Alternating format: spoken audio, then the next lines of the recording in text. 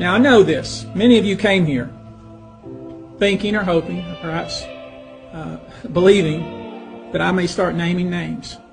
Well, that day will come, but it won't be today. The day will come when we will name names other than Sean Combs, and there's a lot of names. It's a long list already. And of course, I already know who some of these individuals are, but because of the nature of this case, we're going to make damn sure that we're right before we do that. But the names that we're going to name, assuming that our investigators confirm and corroborate what we've been told, are names that will shock you.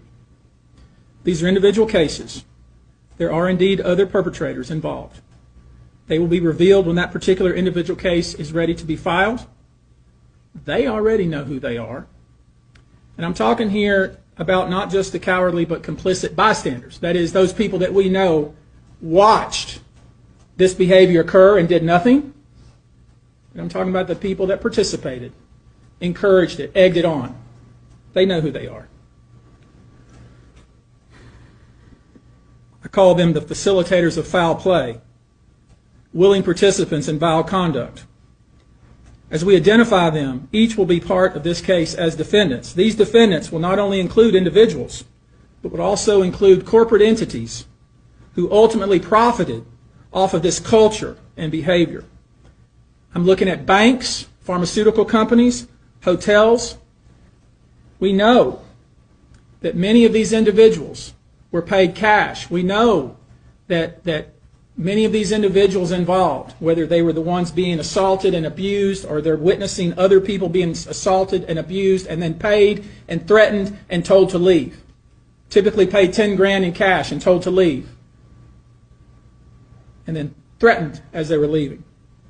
So in addition to Sean Combs, you should know the defendants in these cases we're going to file will include anyone, of course, who engaged in the assault or exploitation, anyone who participated in such in any way, anyone who encouraged or facilitated this conduct, anyone who was in the room and watched it happen but made no effort to stop it, any venue or venue owner who was aware of what was going on but failed to stop it, any individual or entity who knew about the conduct and benefited from it but did nothing to report it or stop it, and any individual or entity who covered it up or helped cover it up.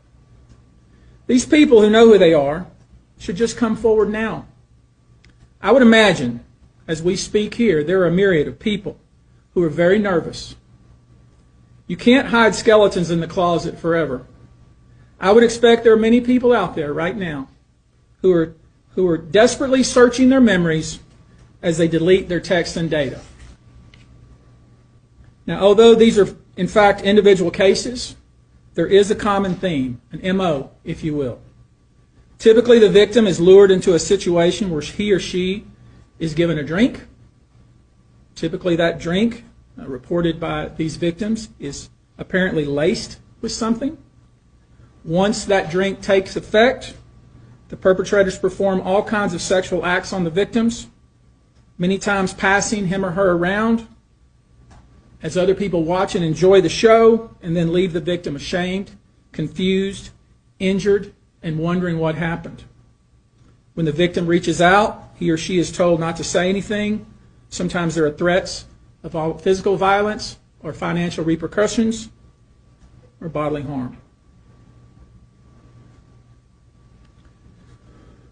The claims we intend to bring will include the following: violent sexual assault or rape, sexual abuse, facilitated sex with a controlled substance, false imprisonment, compelling prostitution, sexual misconduct, dissemination of video recordings, false imprisonment, sexual abuse of minors. Given the large volume of cases, and given our other docket obligations, and given the fact that we want to be sure when we file these cases that they are fully vetted, I expect we'll start filing these cases against Sean Combs and other perpetrators within the next 30 days.